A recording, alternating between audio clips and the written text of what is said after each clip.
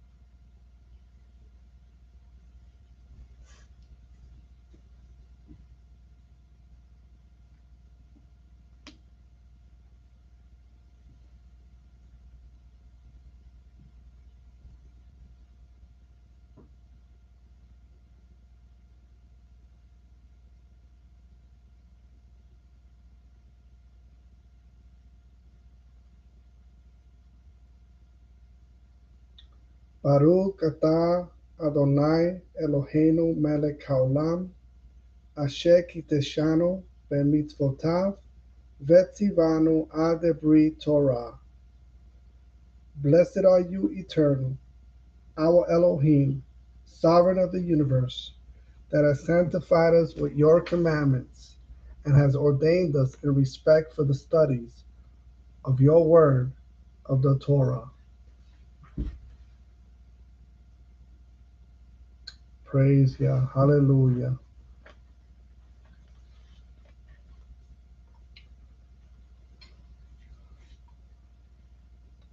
Well, my brothers and sisters, Shalom Aleichem. How are you all doing? How did you pass this Shabbat? May the Eternal increase your faith as you continue acknowledging the Creator as your Father.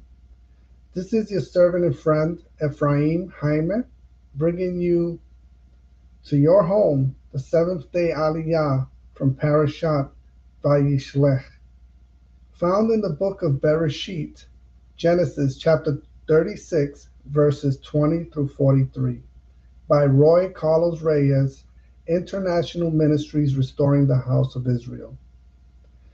In order to understand the narrative of the Torah, of the way of life, it is essential that we remember that the Torah is not a history book. and that everything that appears recorded must have a secular moral objective. Reading it in the literal sense of the verses from the parallel genealogies of the Devri Halamim, it is clear that many of Esau's descendants were the product of incest and illegitimate relationship. Although the Torah teaches us that Esau received many honor for being a descendant of Abraham, it is recorded in the Torah that Edom, which is Esau, lived in the hills country of Seir. And in the text of chapter 36, verse 8, Israel is composed of a mixture of nations within the stranger who lived apart from the Torah.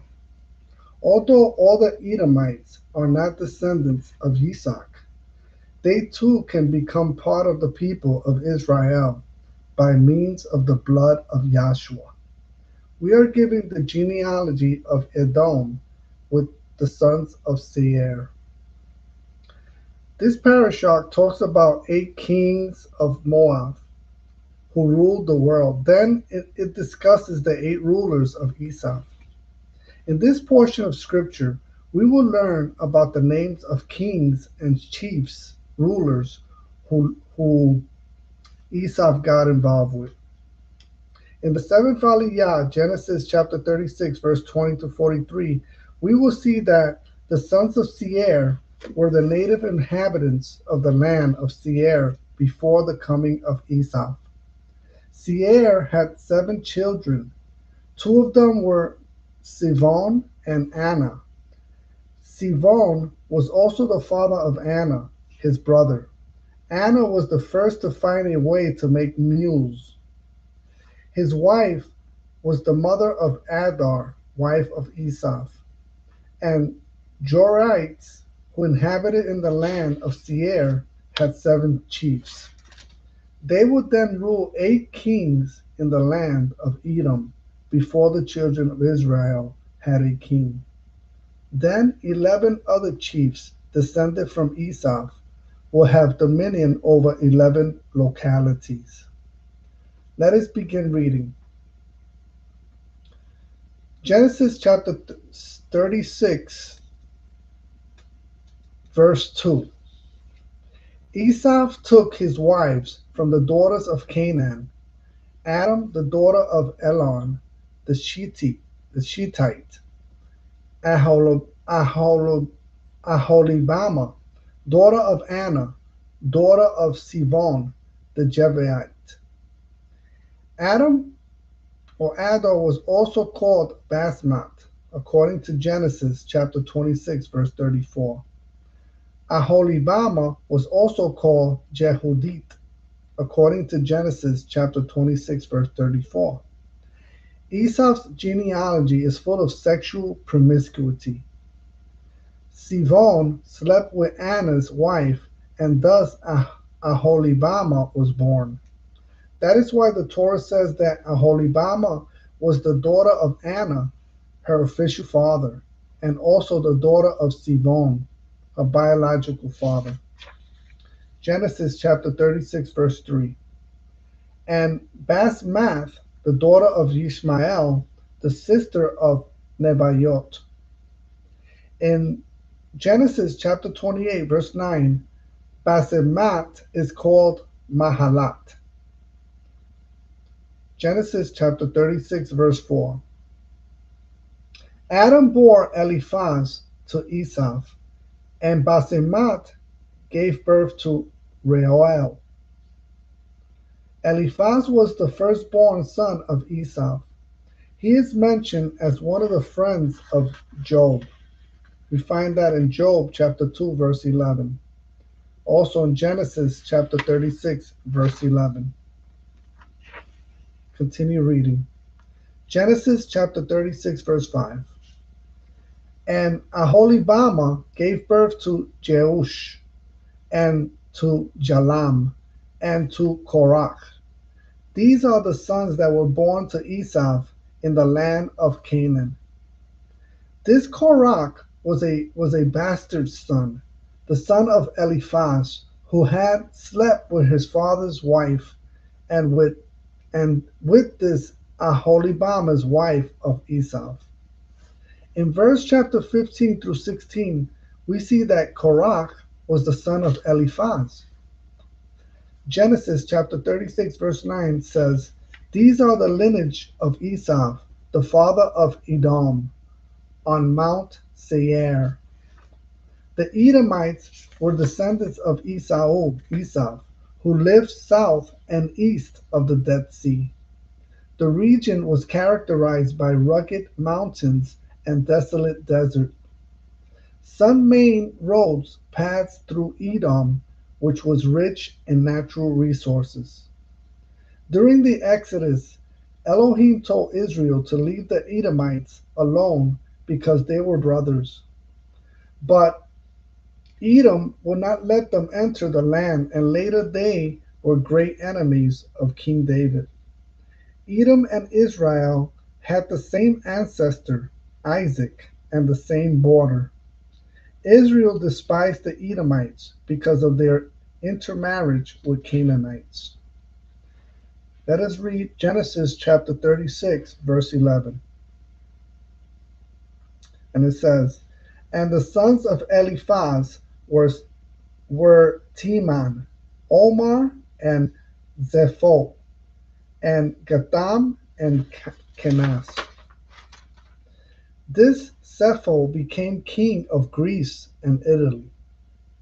The book of Josephon says that Zepho had a grandson named Latinus, and eventually a descendant named Romulus, who was the founder of Rome.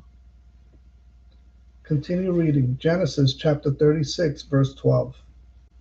Timnah was the concubine of Eliphaz, son of Esau, and she bore him Amalek. These are the sons of Adam, the wife of Esau. According to First Chronicles chapter 1, verse 36, Timnah was the daughter of Eliphaz. This teaches us that Eliphaz slept with Seir's wife, and from there Timnah was born. Then Eliphaz took her as a concubine. That is why it says in verse 22 that Timnah was the sister of Lotan. She was a mother's sister, but not her father's. From the union between Eliphaz and Timnah was born Amalek, whose descendants will become the most important enemies of Israel for all generations. As it is written in Exodus chapter 17, verse 16, "The Eternal has sworn it. The Eternal will make war against Amalek from generation to generation." Haman was a descendant of Amalek. Herod the Great was a descendant of Amalek. According to the word in Exodus, there is an Amalek in every generation who is the main enemy against the people of Israel. So who is Amalek of today? Let us continue reading Genesis chapter 36, verse 20. "These are the sons of Seir, Horitus, inhabitants of that land, Lotan, Shoval, Sivon, and Anna." Sivon and Anna are sons of Seir, that is, they are brothers. In Genesis chapter 36:24 says, "These are the sons of Sivon, AliYAH, and Anna." This is Anna who discovered mules in the desert when he was herding the donkeys of his father's Titzirion. Here it says that Anna is the son of Titzivon. How do you explain all this when you used to say that he was your brother? The sages gives us the clue by saying that Sivon slept with his own mother, the wife of Seir, and she had Anna. So Sivon was Anna's father and Anna's older brother at the same time. Earlier, we saw that Sivon also slept with his daughter-in-law, who was also his sister-in-law, Anna's wife, and thus Aholibama, who was the second wife of Esau, was born. Anna was a mamzer, or mamzer, which is a bastard, born into an illicit relationship. His mind was depraved, and so he mixed one of his father's asses with a mare and thus discovered mules. The word that has been translated as mules is yemim, plural of yem, which means hot spring or mule. The sages says that here is means mule, and it makes sense because then it is said that Anna herded the donkeys of her father Sivan. From these asses he took the mules. Genesis chapter 36, verse 31. These are the kings who reigned in the land of Edom before any king reigned over the children of Israel. As we said before, when one of the two is above, the other is below, and vice versa. In this case, Edom began to have kings before Israel. But when the children of Israel had kings, Edom had only leaders, as seen in verses 40 through 43. The 8 kings of the Edomites were followed by 8 kings of the children of Israel, from Saul to Joram. As it is written in 2 Kings chapter 8, verse 20. In their days Edom rebelled against the dominion of Judah, and they made kings over them. Then Jehoram passed over to Zair, and all his chariots with him. And it came to pass that he arose by night and attacked the Edomites, who had surrounded him, and the captains of the chariots. But his army fled to their tents. And Edom rebelled against the dominion of Judah to this day. Let us continue reading. Genesis chapter 36, verse 40, 43. These are the names of the chiefs who came down from Esau, according to their families, their localities, by their names: the chief of Timnah, the chief of AliYAH, the chief of Jetet, Magdiel's boss. According to the sages, these names correspond to geographical places, as it says their localities. Magdiel's area refers to Rome. A midrash says that Esau received from Elohim the honor of his descendants, founding 120 countries, from Seir to Magdiel, as a reward for having evicted the regions he shared with Jacob and had gone to another land. Genesis chapter 36, verse 6. The name Magdiel is interpreted as Elohim made great, alluding to the fact that Elohim granted Roman civilization more greatness and power than other nations. Esau had 2 important merits. He honored his father and respected the territory of his brother Jacob. This is why their civilization was able to remain and grow and become a great empire, the Roman Empire. But finally, as we have said before, his reign will be replaced by that of the descendants of Jacob. As Yeshua said, or Yahshua said in Matthew chapter 19, verse 30, but many first will be last, and the last first. An interlude paves the way to the final section of Genesis. It also serves as a reminder of the brotherly relations between Esau and Jacob, and between their respective families. Some of these names appear everywhere in scriptures, and several of them appear in the book of Job. The descendants of Amalek became bitter enemies of Israel for generations until they were finally destroyed by Saul and David. Esau's political, ethnic, and territorial identity. This section is important because it resolves a dangerous situation for the continuation of the covenant in Jacob. With the death of Isaac, the possibility of Esau claiming the patriarchal inheritance is again opened. Moreover, the reconciliation of the brothers apparently resolves the action committed, but not the consequences of that action. That is, in the reconciling encounter with Esau, the final granting of the inheritance is not resolved since Isaac was still alive. Another interest that arises is Esau's reaction after Isaac's death. Would he take revenge on Jacob? The development of Esau and his descendants into an ethnic political identity, although not specifically mentioned in Genesis, is the fruit of the intervention of Elohim, who controls the course of history. This chapter presents developments that allow Elohim's redemptive plan, the covenant, to continue along the lines already chosen.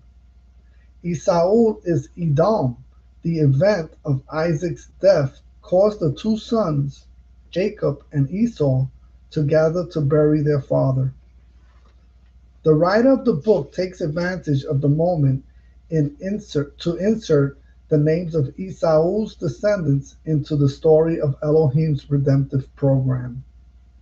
The condensed account of the story of Esau, whose descendants form the people of Edom, shows Elohim's love for every person. If Edom had shown at any time in its history to have any interest in spiritual things, surely Elohim would have used it to be a blessing to the world. Just as Elohim allowed people like Rahab, Bathsheba, and Ruth to enter the messianic line, he might as well use an Edomite. Unfortunately, Edom never came close to Yahweh. On the contrary, he was always a bitter enemy of Israel. First, the chapter presents the amicable and final settlement that Jacob and Esau making regarding territorial locations. The nobility starts from Esau, as before it departed from Abraham with Lot. It is Esau who renounces possession of the promised land and decides to remain in the territory of Seir. This territory encompasses the valley and mountainous regions on the Arabah south of Dead Sea towards the Gulf of Elat. The separation arrangement appears to be exclusively commercial. Like Abraham and Lot, both were so prosperous and with ambitious plans for expansion that the territories of Canaan would not be enough for both. Second, the development of Esau's descendants to a very advanced but fixed period, which extends until after the Exodus, is mentioned. Even if he did not attain the patriarchal blessing of birthright, Esau is allowed to develop into a nation like Ishmael. This nation is identified as Edom, the adoptive name of Esau. Third, the relationship between the descendants of Esau and the Hebrews is explained. The Horites were descendants of a non-Semitic ethnic group originating from the upper Euphrates Valley. The Horites came to establish an empire in that region known as Mitanni. They invaded Palestine and mixed with other groups such as the Amorites, Hittites, and the Jebusites.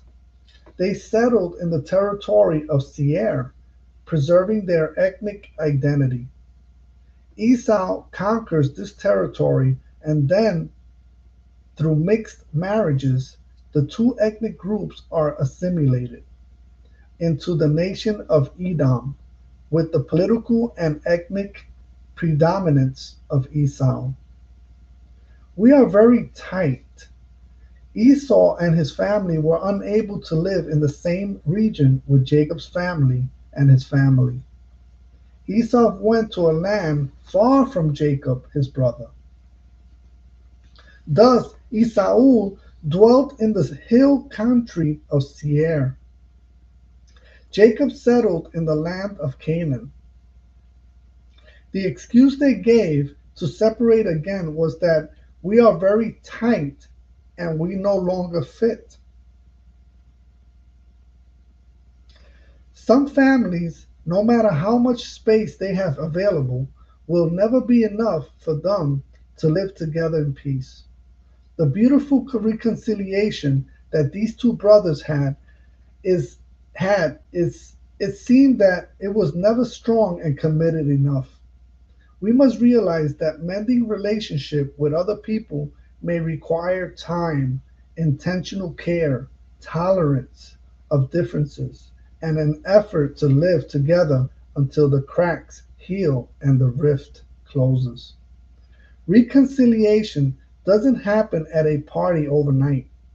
It needs to be cultivated, at times, for many years in the normal situations of life. Fourth, the most advanced political organization in Edom in relations to Israel is presented. Monarchy appears earlier in Edom than in Israel. This organization gives Edom more fruitful political stability and a more prominent ethnic identity. In addition, these developments explains the close relationship that the Edomites and the Israelites maintained throughout history. During the conquest, Elohim forbids the Israelites to wage war or confiscate territory from Edom. Moreover, the Israelites is not allowed to hate the Edomites, but on the contrary, they in their third generation can be fully integrated into the congregation of Israel.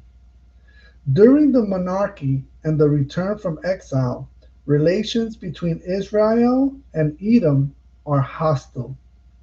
In the New Covenant, called the New Testament time, the Edomites are the descendants of Edom. Finally, the ethnic identity of the Edomites is lost and they assimilate with the Arabs. Thus we see that Elohim's plan for Jacob and Esau comes to unfold in fulfillment of of his promises and thanks to his intervention. About Joseph.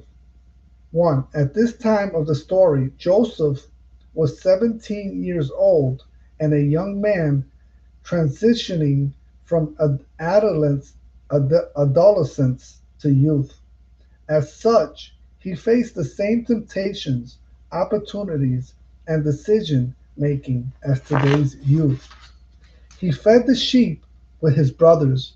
Although he had many privileges as his father's most beloved son, he still dedicated himself to working with his hands to attend to the needs of the family.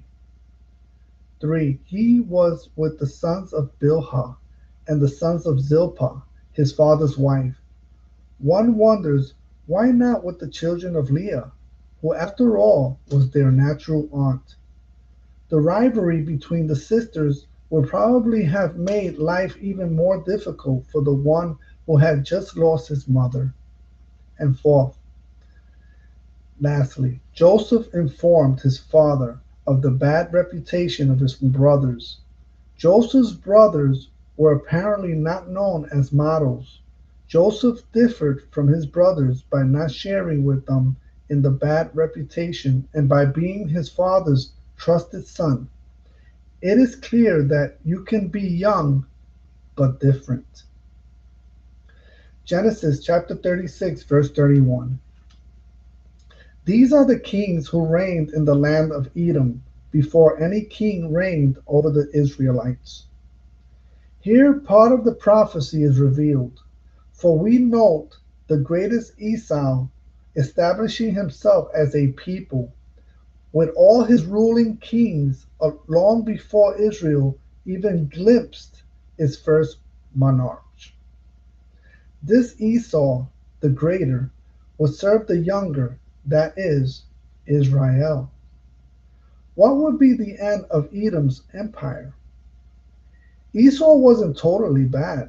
The Torah reveals that after the encounter with Jacob, there were no problems between the two, and when his father Isaac died, the two brothers buried him. Chapter 35, verse 29. Esau did two very positive things. He honored his father in an extraordinary way and respected his brother Jacob, and left the land of Canaan because they had so many cattle that they could not dwell in the same land. These two merits brought a great blessing upon him and his descendants. The genealogy of Esau's descendants reveals that from him came many powerful men, strong leaders of various kingdoms. But it also reveals instances of incest and sin of fornication, which is the result of the spirit that was between the two wives of Canaan's daughter, whom he had taken. A descendant of Esau founded Rome. That's why we have to see the Roman Empire as an extension of Edom. The book of Daniel teaches that the Roman Empire is the fourth world kingdom that will exercise its control over the land of the Jewish people until the coming of the Messiah. When the Messiah comes, the kingdom over the world will be handed over to the Jewish people along with all their allies, grafted in. Daniel chapter 2, verse 44, chapter 7, verse 27. Rome can be identified as both a political power and a religious power. Both are prophetically an extension of Edom. This teaches us that the religion of Rome is connected to Edom. In the text we are dealing with, it is written in the original Hebrew that Esau went to Eretz, which has been translated as another land. But the Hebrew text says no other, but only Eretz, land, which can be understood as a name. It is possible that Esau called the new land where Eretz went as a substitute for the land of Canaan that had been promised to Jacob and his descendants. Could it be that Esau wanted to replace the promise of the Eternal to his chosen brother with a different land? The truth is that the spirit coming out of Rome similarly teaches that the chosen people are no longer chosen, that and that the Gentiles, the Christians, are now the chosen people, the new Israel. Could it be that this idea started with Esau? By studying the prophecies that speak of the Roman Empire, both political and religious Christianity, it is seen that there is no future for it. The Roman Empire is destined for destruction. This includes both the political system, which today is dominating the minds of all the world's politicians, and the religious system, which seeks to replace the only chosen people. The Hebrew prophets reveal to us that there is no future for the empire of Edom. There are only prophecies of destruction for the final future of Edom. There is not a single prophecy that says that Edom will be restored and raised up for the world to come, the world of the Messiah's empire. Edom is destined for the total destruction and disappearance of the earth. However, within the Edomite Roman religious system, there are many souls redeemed by the Elohim of Israel. They are the souls who have been reached by the resurrection power of the Messiah of Israel. They too will have the right to inherit the world to come, but the system in which they are still destined to ruin. There is no future for Christianity. I can't find any prophecy to indicate this. The redeemed from among the nations are not regarded by heaven as part of Christianity, but as a cut from their wild olive tree and grafted into the cultivated olive tree that is the people of Israel. See Romans chapter 11, Revelations chapter 5, verses 9 through 10. But unfortunately, the vast majority of them do not see it, but think that Christianity is the new Israel and that Christians are the people of Elohim, and therefore they continue to cling to the system that is destined to disappear. The Edomites' Roman religious system is the same as the great harlot found in the book of Revelation.